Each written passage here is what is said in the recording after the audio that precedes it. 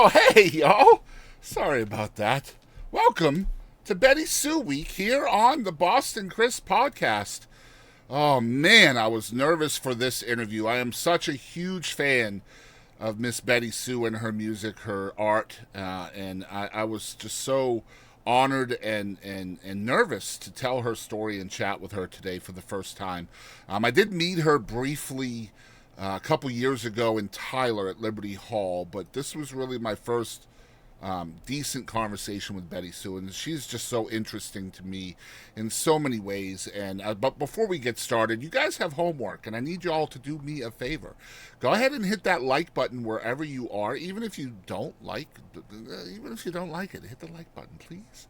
And of course, if you want to see more in-depth, candid conversations like this one with BettySoo, you can hit the follow or subscribe button wherever you are, and also comment down below where you are tuning in from. I'd love to see and hear where you guys are from and tuning in from. But anyway, let me tell you a little bit more about BettySoo. BettySoo is as Texan as they come. Raised outside Houston by first-generation Korean immigrant parents, educated at UT, she grew up listening to the Great American Songbook and country radio. Older sisters led her to the world of singer-songwriters, and nights spent at the Cactus Cafe and Hole in the Wall turned her on to the legacy of Texas song. Her 2007 solo disc, Little Tiny Secrets, garnered heavy regional airplay. 2009's Heat Sin, Water Sin, produced by Gurf Morlix, provided building blocks to a national and international audience. In 2014, When We're Gone, which was co-produced with cellist Brian Standifer, placed her firmly in the first rank of songwriters working today. She's won the requisite awards, New Folk at Kerrville, Songwriter of the Year at Big Top Chautauqua, the Dave Carter Songwriting Award at Sisters Folk Festival, Mountain Stage's New Song. She's played the festivals, multiple South by Southwest, Kerrville, Calgary, and more, and the radio shows, E-Town, Mountain Stage, Wood Songs, BBC Two, with Bob Harris. Her singing has been heard on Riverdale and Girl Boss, and her songs formed the musical background to Christine Hoang's 2017 play, A Girl Named Sue, singled out by Austin360.com in their review as quote-unquote gorgeous, moving ballads commenting on the themes of the scenes they punctuate. What an absolute thrill it was of mine to get to chat with BettySoo for the first time ever here, only on the Boston Chris podcast. I hope you guys will hang out with us for the next hour, and thank you guys so much for being here. Let's get into it. It's time to chat. It's time to mingle. It's time to see what everyone's drinking. It's time to chat. It's time to mingle. It's time to see what everyone's drinking until we all lose connection.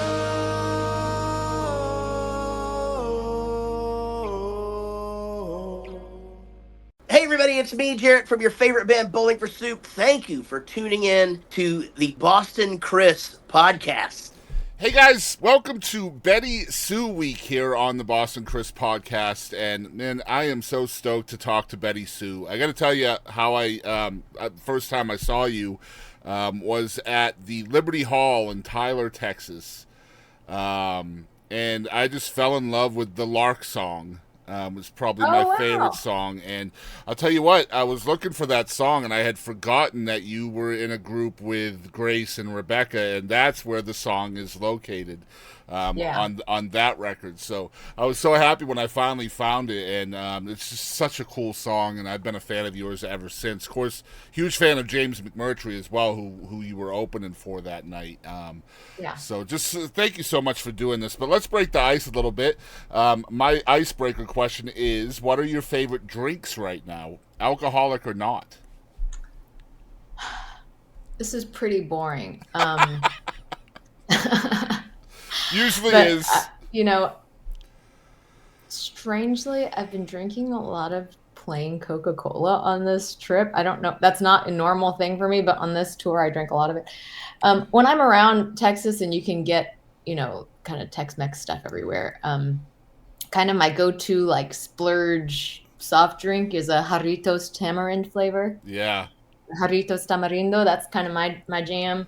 I make my own kombucha, so I drink a lot of kombucha and sadly just a bunch of water. Yeah, Boring. that's the proper adult answer, right? Water. Yeah.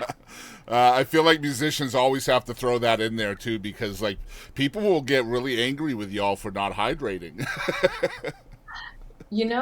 It. A lot of our bodies are water. Yeah, a lot of the bodies are water. Let's start with you just growing up, man. You grew up in the Houston area, first generation American, right? Yeah, well, it depends kind of your Definition. customs, how you term that.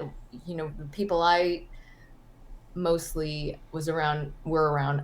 We mostly refer to the generation that emigrated as first generation Americans. Okay. Like my folks are immigrants and they are American citizens, so we consider them the first generation Americans. And then so you my would be siblings second and I are generation. second generation. Yeah. Okay, but the first generation born here in the States, right, for your family? Correct. And so like my eldest sister, who was actually born abroad but mostly raised here, moved here as a child, they're kind of nicknamed in our culture, at least, the 1.5 generation. Right. Okay. And so what's it like growing up in the Houston area for you?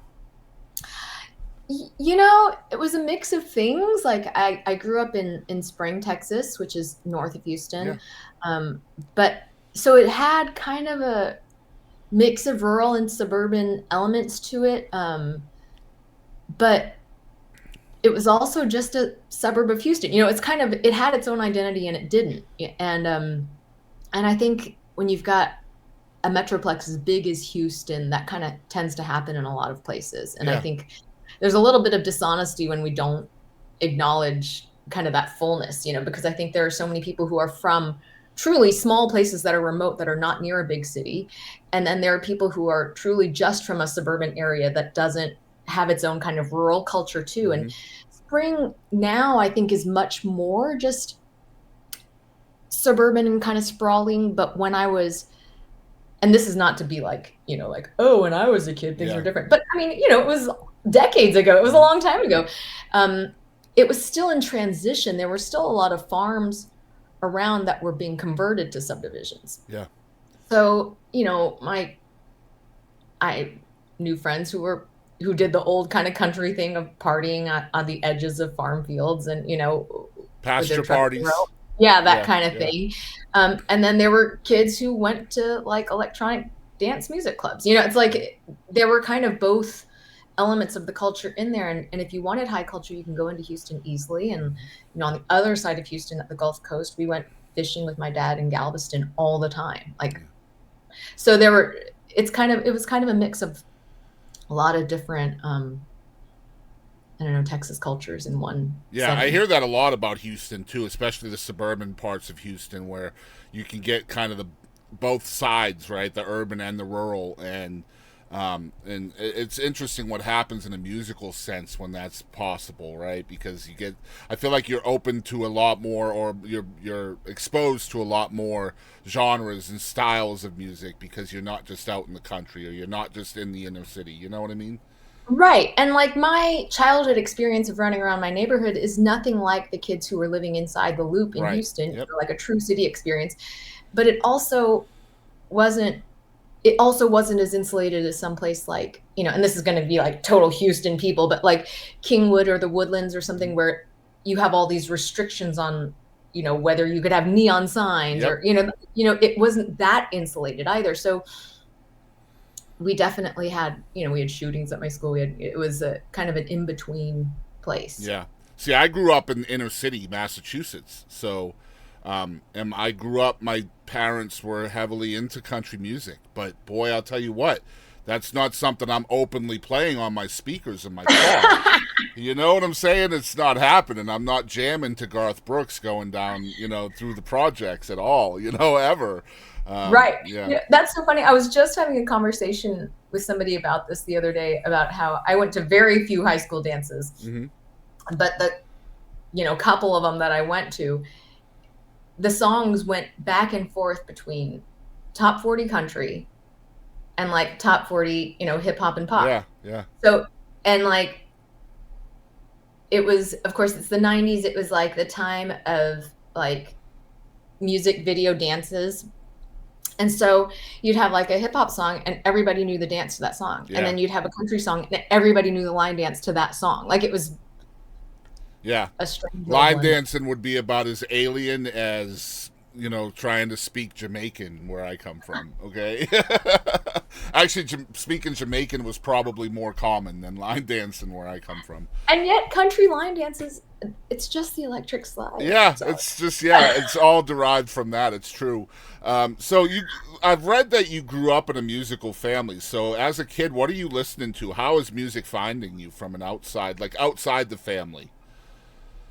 Outside the family. Yeah, well, it was pretty much all from outside the family, because grew up in a musical family, but it was all classical music and church music. So when you grow up in an immigrant household, there are certain things that are, you're in school with, if you're in public school and if you're in, not a real remote area, in some ways your childhood is like every other American kid's, every other, there is no normal, but you know what I mean? Yeah. And then in other ways, your childhood is completely different, because people who had lived in the States for multiple generations, a lot of them, their parents have, if not a record collection, at least a whole lifetime of American music that they've listened to. Yep. And if your parents did not grow up here, then that may not be the case. So I didn't even fully realize the impact of that until I was well into adulthood. That interesting. It's like there were things about it that I was observing along the way, or that I was self-conscious about, but I didn't really see it from a big picture standpoint till much later, that like all these other kids had, it was built into them from infancy. Yeah. Their parents singing along with Beatles songs or the Rolling Stones or Hank Williams or whatever, and hearing those songs in their car. And the machines are probably going to be tuned into those things too. Whereas in your house, I'm sorry? The machines, the TV, the radio are going to be tuned into American music, and whereas you maybe not so much in your house. Exactly. Yeah. So, the only records that we had for our stereo system were classical, and we only had a few of them. In the car, we pretty much just listened to the classical station, which was also the NPR station, or, Christian radio, for my parents, my mom. And so I remember in middle school buying like a Beatles tape that was like a collection of, like it was some kind of like 60s collection of Beatles top songs. And that was when I learned those songs. Wow. And it didn't occur to me till much later that I was having to study and learn those because it was this missing piece of Americana culture, even though it's not even American, that everybody around me took for granted.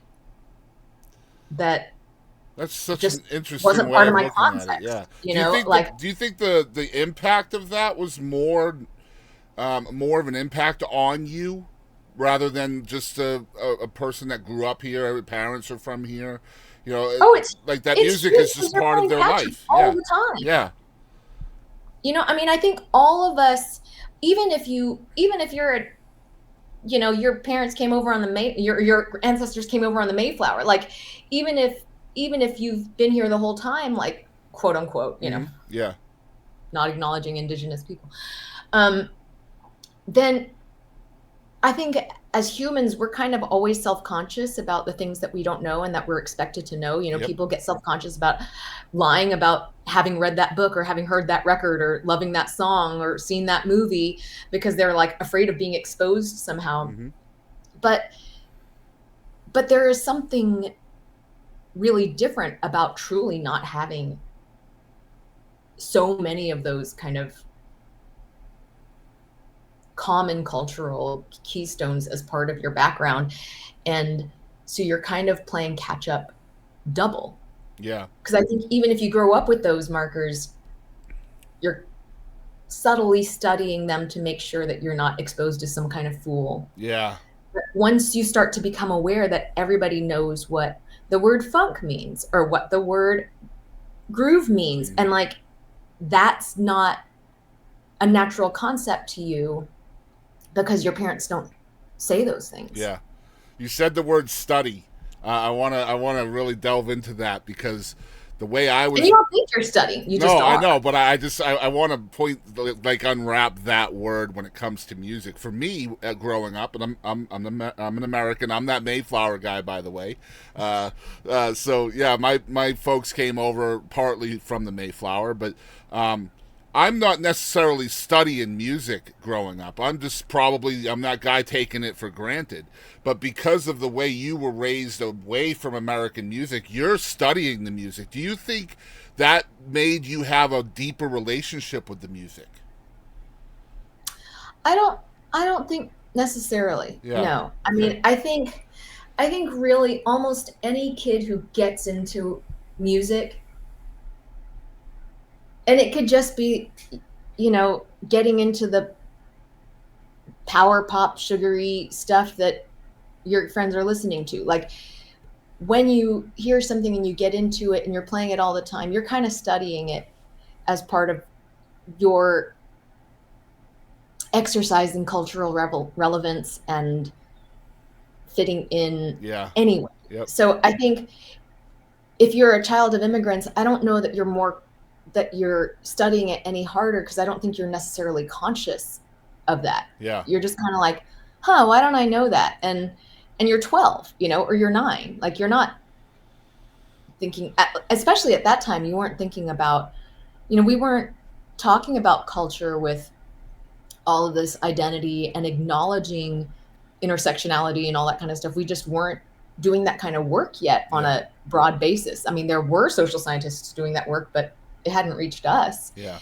And so I think you just think you're navigating it like any other kid. I love that answer. How do you think your culture, your Korean culture and background has influenced your creativity? I'm not sure. I really don't know. I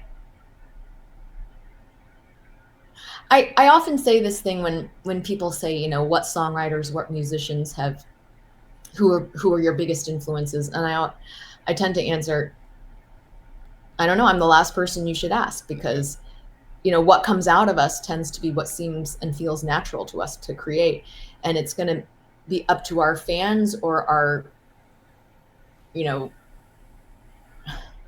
observers to draw the lines that trace back to what relevant threads they see. They're going to find the threads. We're not going to really know the threads because we're trying not to play copycat for the most part. Mm-hmm. Yeah. So I think the same thing is true for kind of culture and ethnicity, unless you're making a concerted effort to emphasize or explore your roots and to incorporate them in a really meaningful way. Stuff is just filtering in and you're not that aware of it.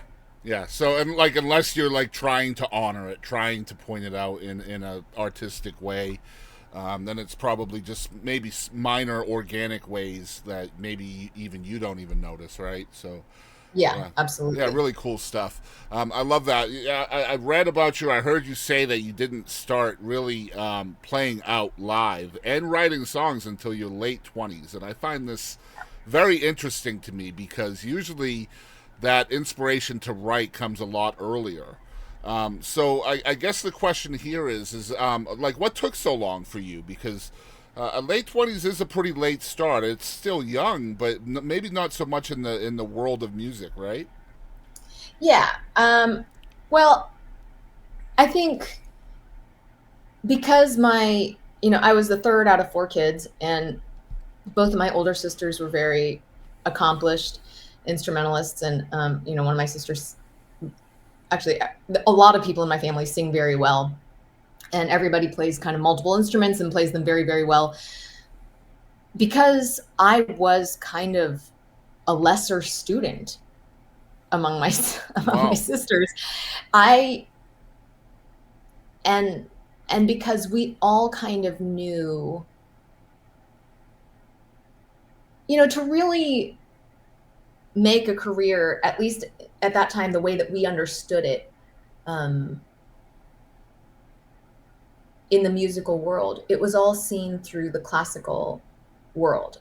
And really the only people who you saw making a career the way that we understood a career was at that time. We didn't really understand independent artists. We didn't understand, the kind of eking out of existences in many different forms. We only knew about, Horowitz or De La Rocha or something. It was 1 in a million. And so if you weren't a prodigy, then it's not realistic, or unless you want to be a teacher, a music teacher or a band director or something like that. So, and I knew that I didn't have kind of the technical prowess to be necessarily a great instrumental instructor. And I definitely wasn't a prodigy instrumentally. So it just never occurred to me that a career as a professional musician was a possibility. So what changed? I was in grad school and I was married. I was in grad school. I was going to become a therapist, and my whole life we did sing in church, and and because of the church community and culture, I ended up singing a little weddings and, those kinds of events, private things. And a mentor of mine at the time took me out to coffee one day and said, everybody in your life, except for you, knows that you want to do music. So what are you going to do about this? And, we're living in Austin, so there's live music everywhere. And, there are singer-songwriters galore. And I'd already kind of, as a music consumer, checked out of a lot of kind of mainstream music by the time that I was a teenager. I got really into the singer-songwriter thing and to other kinds of world music when I was in college. And that kind of stuff was all around me in Austin. And so this context was there, but, personally, when she said that to me, I went home and thought, God, that's really presumptuous and rude of her. And how can anybody go to somebody else and say, this is what you want and you don't know it? I just was like, what a jerk. And I stewed on it for a couple of days. And my partner at the time, my now ex-husband, who's a very kind and, bordering on passive, he's that kind person. When I finally told him about it, I thoroughly expected him to respond sympathetically to me and to say, God, I can't believe she said that. I'm so sorry. And, how dare she? Instead, he said gently, I think she's right. Yeah. And that kind of, it really blew me back. So I signed up for an informal class at UT at the University of Texas, which is like, I don't remember, 4 or 5 Saturdays, and taught by this songwriter who'd written a string of hits for Reba McEntire and other singers. And I'd never written a song before. And I think it was maybe the 3rd or 4th class in, we were all supposed to bring a song to play for the class. And it was morning. I was eating breakfast. I was, kind of getting going with my day and thinking about going to my class. And I realized I hadn't written a song and I needed to bring one. And I panicked. And so I just wrote something, and I was an English major in college. I'd always written poetry and, some prose and different things. So whipping something up wasn't difficult for me, but a song is totally different from anything else. And so I will acknowledge this was not a very good song. Of course not. But at the time, it was the first song I ever wrote. So I just thought, well, maybe they won't call on me and maybe whatever, maybe we won't get to it. Maybe there are too many people. And I brought the song to class. I got called on. I sang it and played it. I mean, I had just written it that morning. And after class, several other students came up to me and said, hey, I really liked your song. Would you ever be interested in co-writing? And I didn't know what co-writing was. Yeah. And I was like, wow. Sure, that sounds great. Let's, I had no idea what that even meant, but and I'm not saying they were lying, but looking back, it was not a very good song, but I'm very grateful that they had that response because it gave me the confidence that I needed to think, okay, well, I should keep trying. Yeah. Yeah, you got to have people from outside the room to validate, right? Like, that's so important, especially for your inner voice, Yeah, and I think, a lot of us come from backgrounds where permission is kind of denied both externally and internal. Yeah. And I did not come from a place of permission. So yeah. It was definitely going to take other people giving me permission. Yeah, and there's always that culture, too, and this is not necessarily an ethnic thing. It's not at all, really, because I hear it come from all different walks of life where, music is not considered a viable career, right? It's just a hobby. It's something you do until you find your real job, and so that's a generational thing that our parents... I know, my mom's still waiting. Yeah, see, that's what I mean. Like, I feel like it's one of two ways. They either support you fully regardless of what your decisions are, or they're always going to be on your butt, get a real job, get a real job, get a real job. Yeah. And I've heard both sides of that, and it sucks because I always wonder, like, how many amazing artists did we lose out on because of that mentality that maybe didn't follow their dreams, right? You talked about co-writing, and I've heard you talk about how you're specifically, but not totally, a solo writer, and it's because of vulnerable stuff and allowing people in the room with you, and I hear this a lot too. Being a solo writer is a very, very personal thing, or being a writer is a very personal thing. But I also heard you talk about Nobody's Girl, and you guys wrote pretty much everything together. So I'd love to hear how you kind of put that vulnerable, personal stuff where you're normally just writing solo aside for that specific project with Rebecca and Grace. Well, one thing that was very helpful is that both of them are extremely experienced in co-writing. Okay. So, they came with kind of developed muscles, in that. And I had done co-writing, but it just has never been a main focus of mine.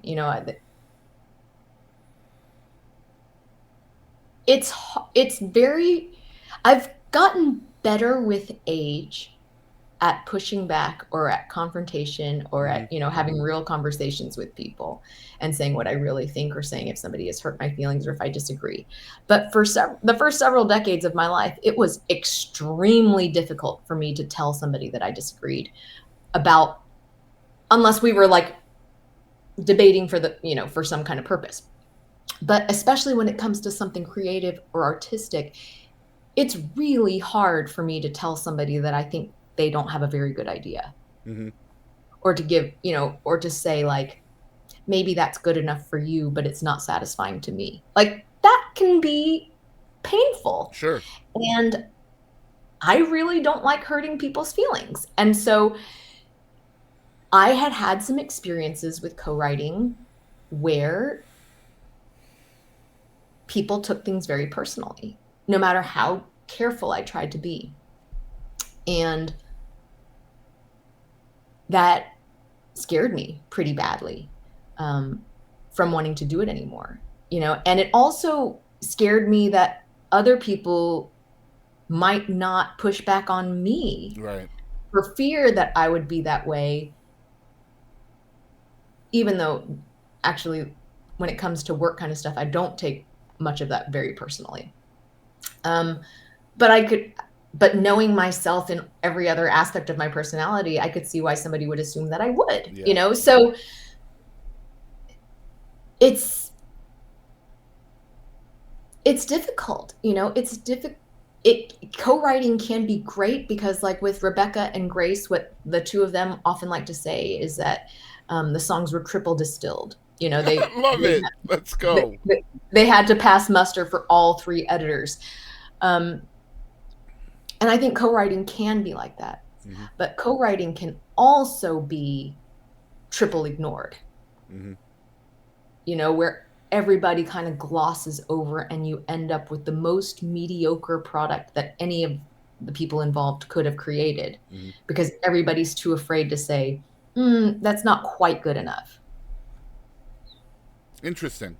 So the other half of creation, other than just putting words and music to paper, is recording it.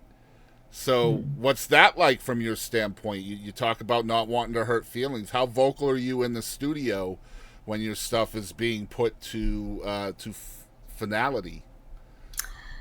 Well, one thing that I was just talking with Charlie Fay, my longtime dear friend and recent manager, current, but recently became my manager, was about just that how in all of these records that I have put out over the years, I've had very few kind of name-droppy guests on any of my records. Mm-hmm. And a lot of people have brought that up to me over the years. They've mentioned that it's not the greatest business move, first of all, you know, that most people are more strategic about trying to kind of angle that in. And,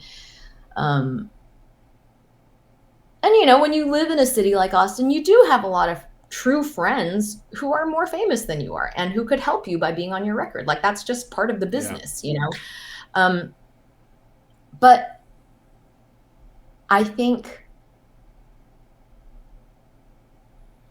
it's always been, and I don't think I even acknowledged this to myself, but I think deep down I had kind of a fear that what if I bring somebody who's really reputable and who I really look up to, and they come in and play or sing something that I just don't like, or that I think needs more direction, and what if it doesn't go well? You know, like, that is going to be really difficult for me. Yeah, that'd be like speaking up to your heroes at that point, right? Like, well, if they are your hero, then what do you think you're going to teach? You know, it's exactly. What do you have to bring, right? Yeah, but it's at the same time, it's your record. Yes. It's your song. Mm-hmm. It's your art, you know, and everybody should be in service of whatever this thing is. But I think I hadn't acknowledged that fear was there, that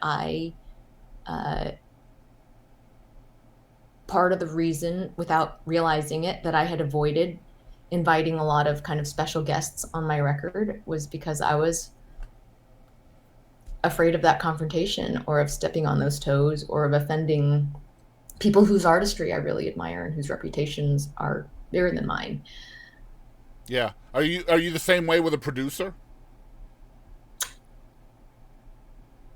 So, like, if a producer has an idea for your song that you don't necessarily care for?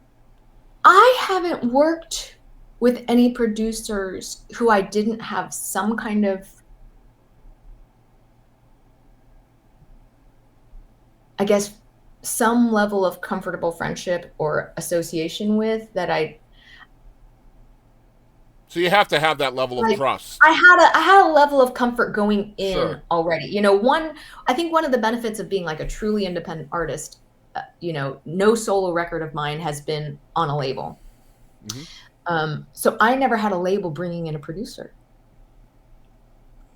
I would say, I want to make a record, and this is whose ears and whose kind of musical voice I hear these songs through, or I hear my next kind of phase through, and I get to hire them. And then we get to have a conversation about the record we're going to make. That's badass. So you have a producer in mind as you're fleshing out the songs that you think can really nail it home for you. Yeah, and I mean, choosing the final songs that go on the record is a collaborative project with the producer, you know, and both Gerf Morlick, well, actually, every producer that I've worked with, you know, I send them a lot more songs than we end up recording, and they definitely have input on, you know, if they're not into a song, I don't want them to produce it. Right, yeah. Gerf is amazing. I love Gerf. And there are definitely songs that like previous producers didn't feel connected to at all, that later producers were like, oh my God, we have to record this song, you know, because it spoke to them. And so I want them to be into the song. I want them to help choose what we're working on. But I haven't worked with anybody who I couldn't, you know, disagree with. Or I love that. One of the themes of this show that comes up again and again is that the key to connection is believability. And whether it comes from what you're just talking about, where a producer really connects to a song, it's got to be that believability of the song for that person. It's the same thing with a live audience, right? If you want to connect with the live audience, then you have to make them believe the song. You have to make them believe and feel that you lived that song. It comes up so often in this show. It's so cool. So we have some like little fun segments that we do for like TikToks and reels and things to kind of create buzz for the show. And some of these segments I'm going to let you choose between one or two segments, okay? This is a lot of fun. So the first one, choose either did you know or fun. I guess I'll go fun. Okay, so fun is what are your hobbies outside of music? I sew a lot. I've sewn my whole life, and I make this planner. Like I literally draw out and create my own planner that I sell each year. And I screen print a lot of my own merch. I'm kind of a craft addict. It's creative doesn't stop at music, right? Like, yeah. You get that creative brain, you have to fulfill that. I'm such a stereotypical ADHD person with like 40 craft stations in my house. Wife's the same way. We've got this canopy outside where like she tries to restore furniture and bring it back to life. That. Yeah. But the problem is she has chronic pain, so like she'll get like, 30 minutes into a 90-minute project and then she can't move for 2 weeks, right? Because of her pain. Right. So it just sits there under the canopy. When you've got the finish stripper on the wood, you can't just stop. You have to keep going. It's tough for her, man. She hates it, and I empathize big time. All right, next segment is called Impactful. This is kind of a new one for us. Can you name 3 people that really impacted your life, music, however you want to put it out there? 3 people that impacted you in some way, and can you tell us the biggest thing you learned from each of those 3 people? Okay.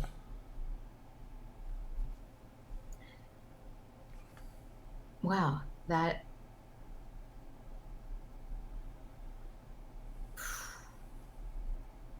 hard.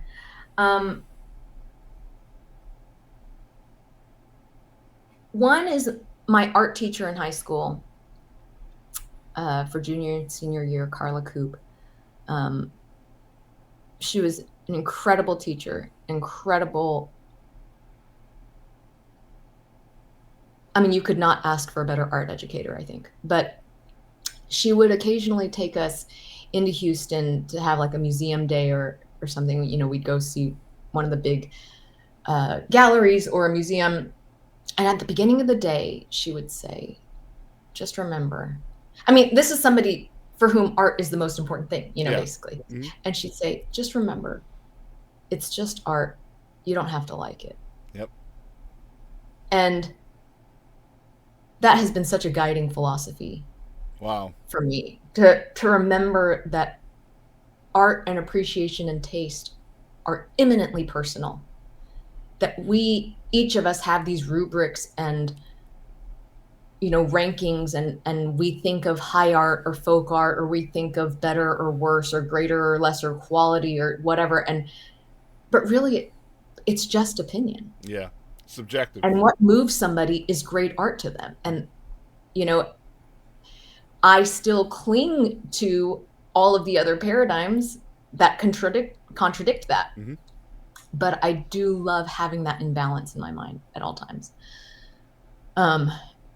It also helps when you have poo-pooed something or some artist or some work as a younger person and later on realize that you really, really like it because you finally get it. Yeah. That's Will Ferrell for me, by the way. So I would say Miss Coop, Carla Coop, she was a big one. She was a big one. You wanted 3 people? Yeah, you got 2 more? Okay. My mom, of course, influential in in infinite ways as one's mother, who is part of my life every day, mm-hmm. would be. I continue to realize things about her and about my childhood and about her life and who I am.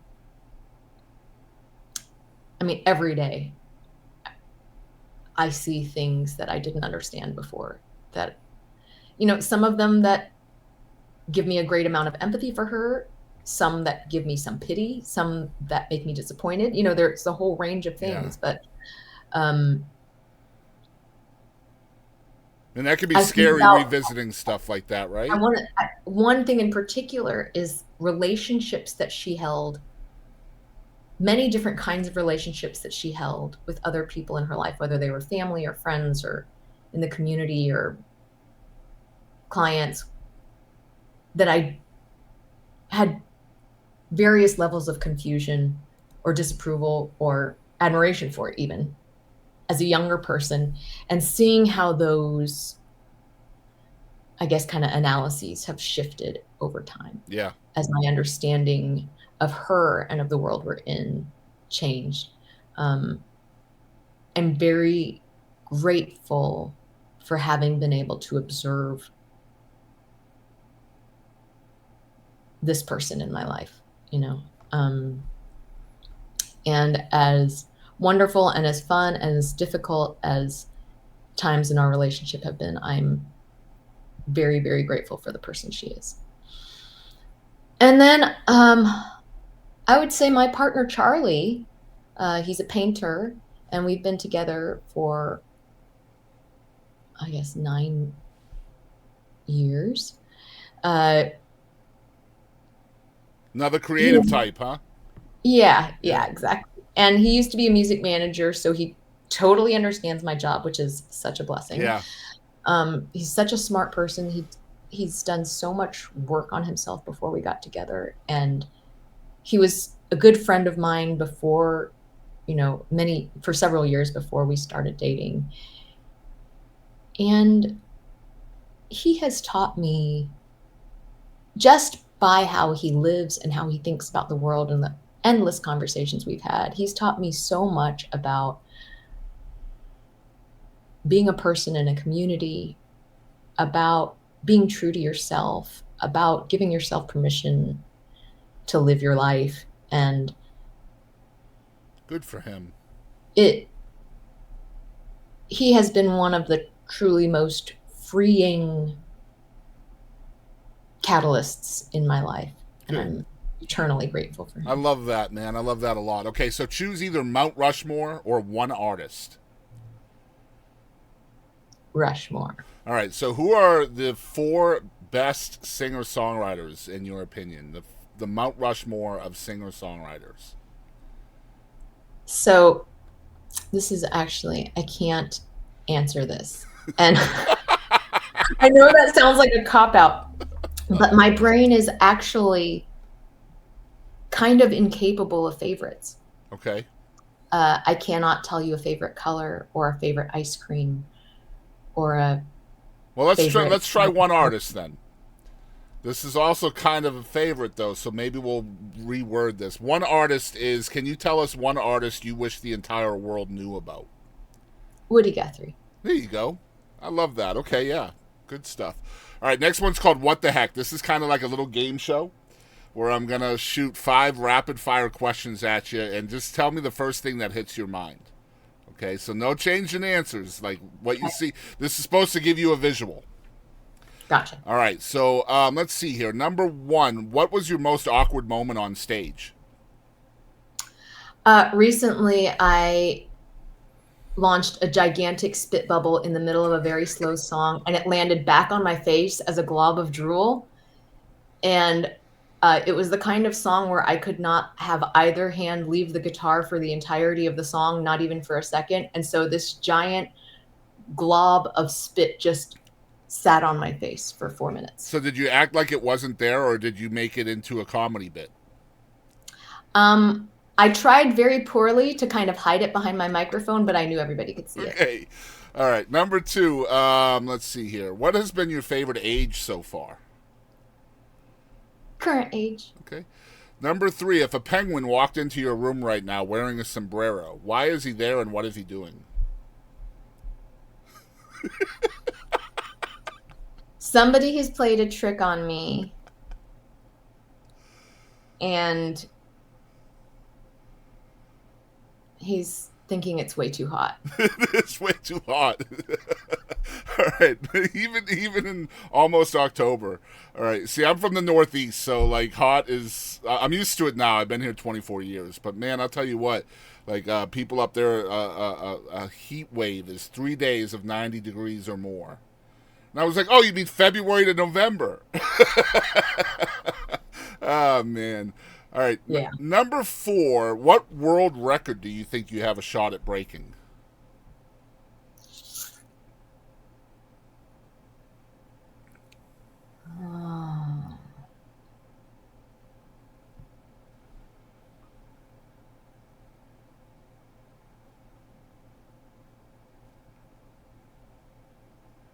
I have a feeling you have an answer and you're trying to think of a different one.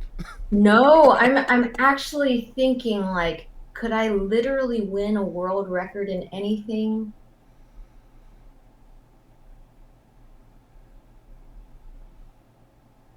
I literally cannot think of a single thing I would win the world record of. All right, how about a different number 4? Why do you think McDonald's doesn't serve hot dogs?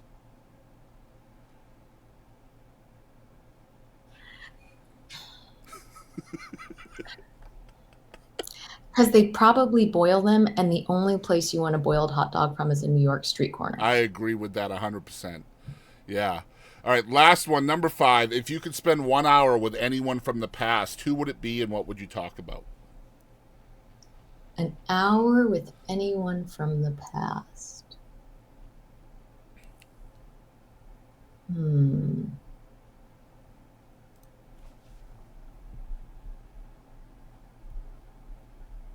Anyone from the past?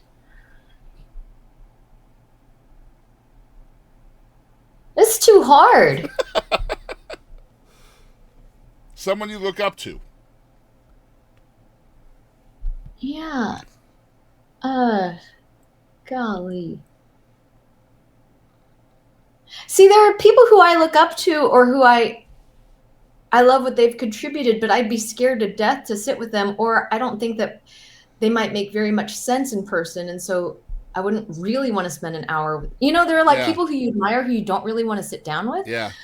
But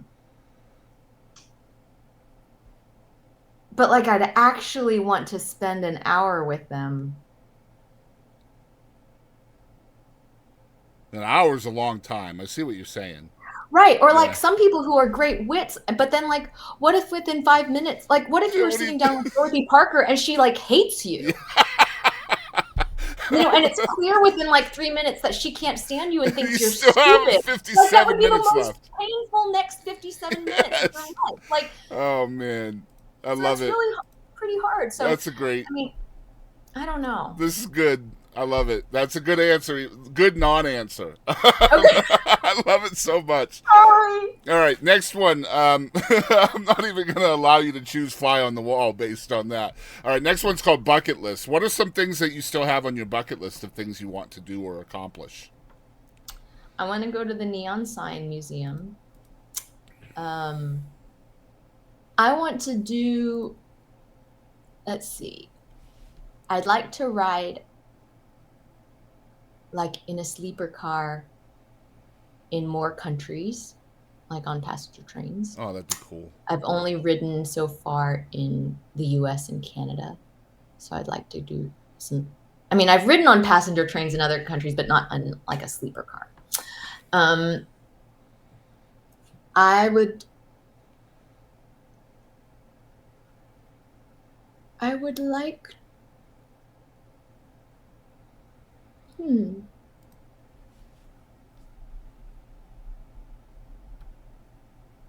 this is difficult for some reason.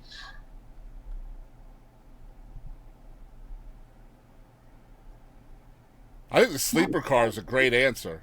That's yeah. I mean, it doesn't feel like the ultimate dream of mine. No, man, like, that's cool. That's such a cool visual just for me. Like you already travel so much, right? Like that's so cool. The sleeper car. I would have never thought of something as cool as that.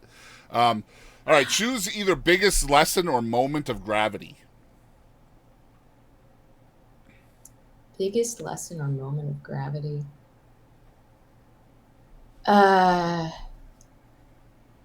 This is going to be pretty dark, but 9.5 years ago when I was raped at a music festival, and I made, as soon as we are rather certain that I was drugged, and the next day, as all of my memories were kind of starting to patch together,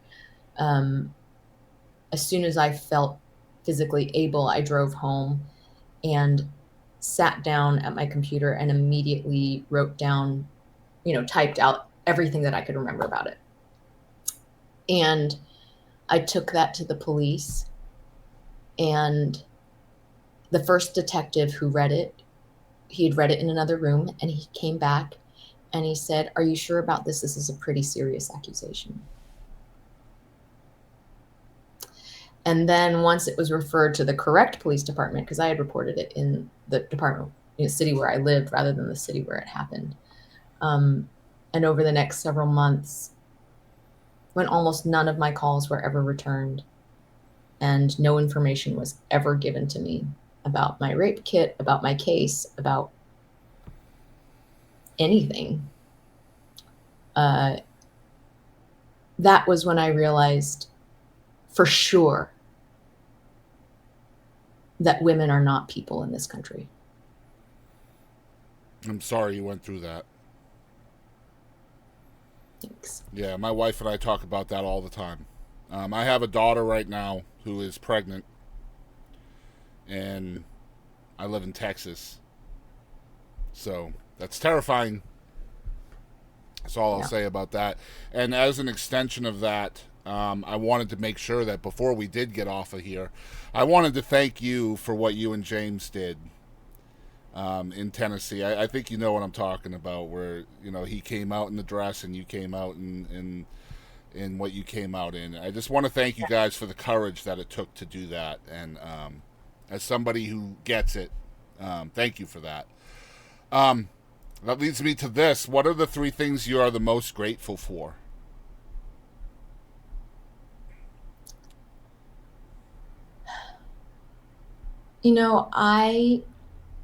The life that I lead requires, and I know nobody out there wants to hear this, but endless work. I'm so grateful to be able to do it. It's really hard. Yeah. But when I think of all the other things that, I've been blessed in so many ways because I have been given a lot of opportunities. my parents did let us take a lot of different kinds of lessons and explore a lot of interests, and honestly, I could have made a good living doing a variety of things, and I probably would have been pretty good and pretty happy at a lot of those choices. But when I think about them now, and I think about alternate things I could be doing with my life and how I could probably be pretty happy, I can't imagine enjoying any of them more than what I do. And that is like the greatest. That's so cool. Yeah, because another theme on this show is the stifling of artistry, right? And how miserable that can make a creative person. So yeah, you could probably be happy, but would it really totally be happy without the creative side of things? I love that you're able to do what you love, and I'm just such a huge fan of yours, so thank you for doing it. Thank you for the music and for what you do. And this is the last segment, and this might be the hardest one to answer. The segment is called, Who Do You Think You Are? Who is BettySoo? I'm one of whatever 7 billion people on the planet who gets to live in a great community. I have people whom I love. I get to make a living. And whether or not anybody remembers or cares 20 years after I die that I existed, who knows, but nobody knows that. And I just feel very lucky to have the people in my life I do and to have the work that I get to do in front of me.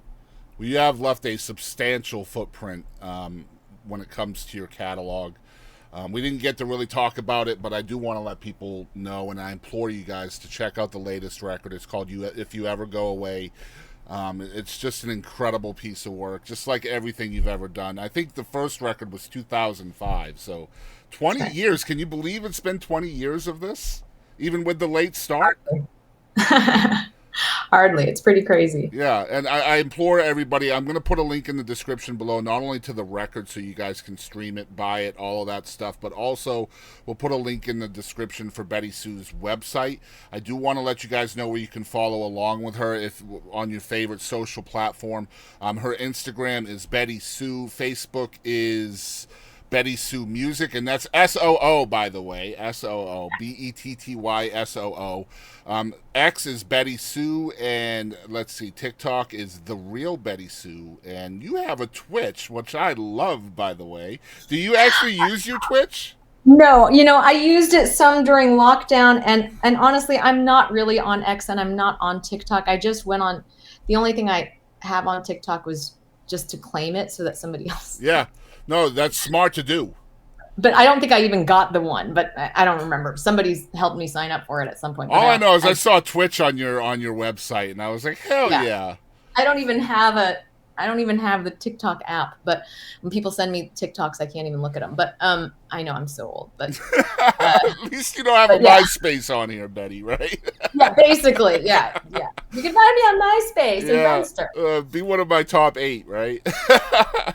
So if you could tell people the best way to support you, what would you say?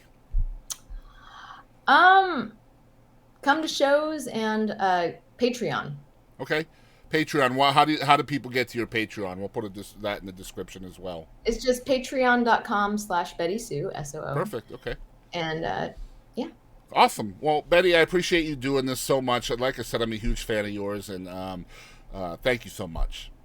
Thank you. Appreciate it. Yeah, no problem. Hey, this is Tony Arata. Thank you so much for tuning into the Boston Chris podcast.